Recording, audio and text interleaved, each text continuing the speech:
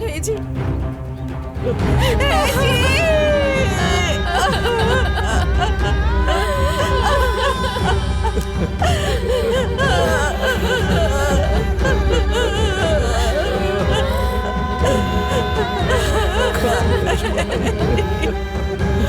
उठिए ना, हे जी, उठ जाइए।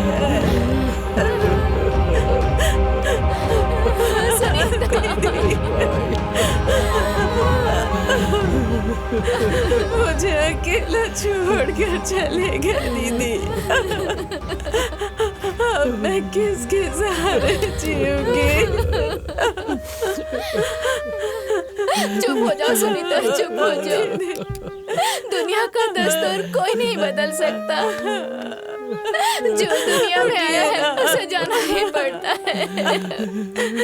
भाइयों के लिए तड़पते तड़पते इनके प्राण निकल गए, प्राण निकल गए।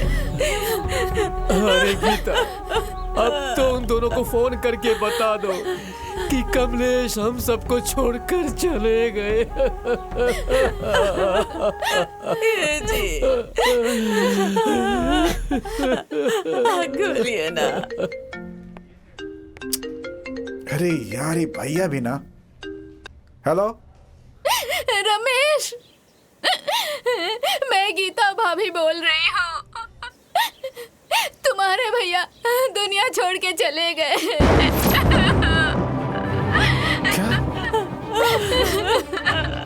ठीक है भाभी, मैं अभी आता हूँ।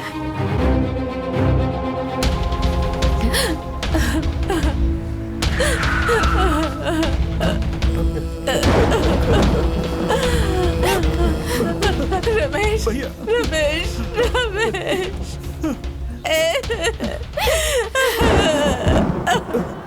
रमेश, अरे देखना भैया को क्या हो गया। रमेश, रमेश, महेश, महेश, महेश, महेश, महेश कहाँ है? बोल ना। महेश नहीं आया? नहीं, वो नहीं आया। वो नहीं आया? क्यों नहीं आया? भाभी, वो ऑफिस के काम से बाहर गया हुआ है। बाहर गया है? अरे भैया की अंतिम संस्कार से भी ज्यादा जरूरी काम कोई हो सकता है? हाँ, मैं आया हूँ ना भैया का अंतिम संस्कार करने के लिए। वैसे मेरी महेश से बात हुई थी, उसने खुद ही कहा है कि भैया के अंतिम संस्कार में तुम चले जाओ और आगे कुछ होगा तो मैं आ जाऊंगा।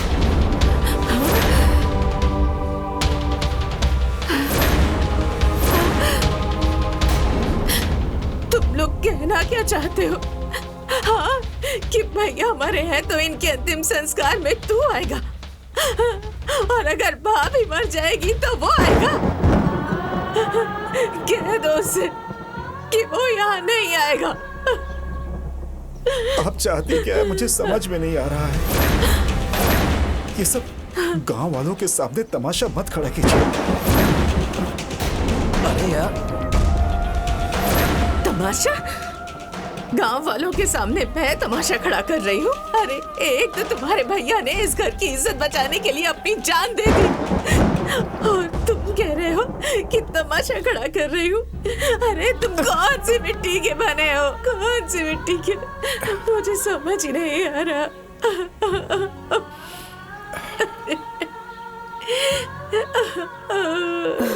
भाभी, अभी समझने समझाने का समय नहीं है। उन दोनों ने जो किया ठीक किया है। हम दोनों आ गए हैं ना, और आप मरेंगी तो वो दोनों आ जाएंगे।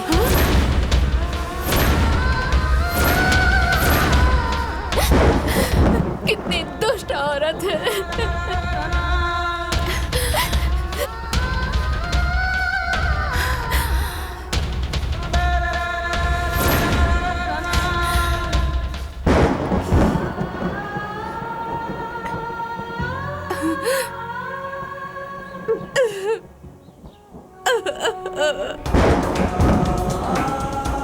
क्या हुआ?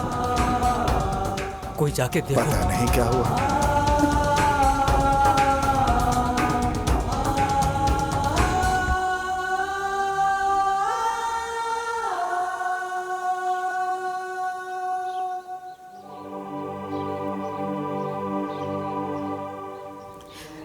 ए बेटा, तुम्हारे भैया का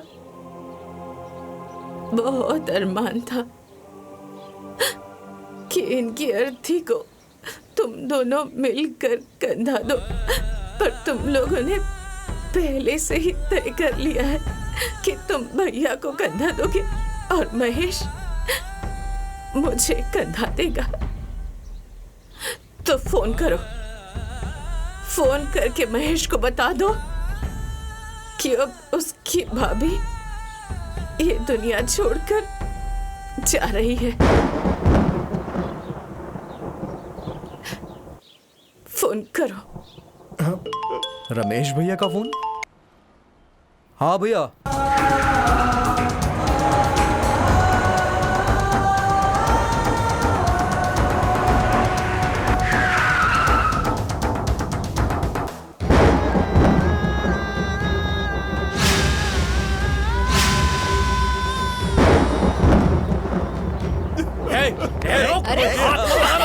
चलो पीछे हटो, चल पीछे। तुम लोग छूना भी नहीं ने। खबरदार, जो कमलेश और सुनीता को हाथ लगाया तो देखो, तुम्हारे इस भाई और भाभी को हम गांव वालों ने कमलेश और सुनीता की लाश को छूने नहीं दिया, किनारे बैठाया है। भैया, तुम लोगों की नमक हरामी इन पूरे गांव वालों को पता चल चुकी है। भैया और भाभी के मौत के जिम्मेदार तुम दोनों भाई ही हो। भैया भाभी की गलती यही थी ना कि खुद भूखे पेट रह कर वो तुम लोगों को खाना खिलाते थे। नहीं चाचा, खुद फटे हुए कपड़े पहनते थे, लेकिन तुम लोगों को नए कपड़े पहनाते थे। माँ बाप की तरह पाला पोसा, पढ़ाया लिखाया, डॉक्टर इंजीनियर बनाया, और तुम लोगों ने ये सिला दिया।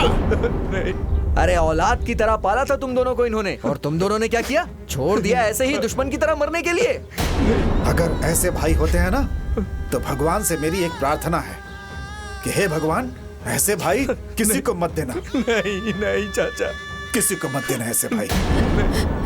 मैं भगवान से ना प्रार्थना करूंगी कि तुम्हारे जैसा देवर ना नहीं। किसी भाभी को ना मिले। अरे तुम दोनों की परवरिश के लिए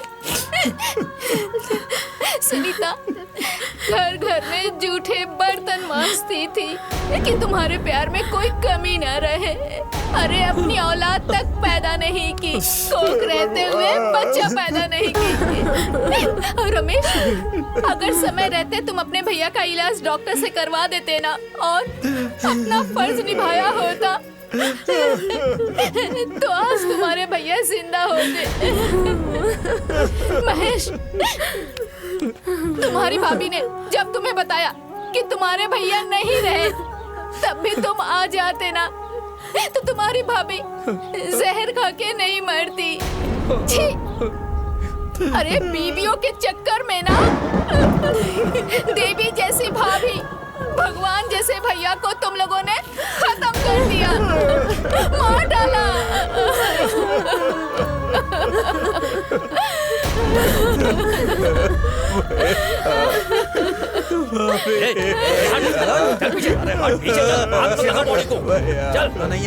ये मगरमच्छ के आंसू बहाना बंद कर। तुम लोगों ने भाई और देवर होने का फर्ज नहीं निभाया ना, तो हम लोग भी तुम लोगों को इनके अंतिम संस्कार का फर्ज नहीं निभाने देंगे। सभी लोग कान खोलकर सुन लो, हम सब गांव वाले इन पति पत्नी का अंतिम संस्कार मिलके करेंगे।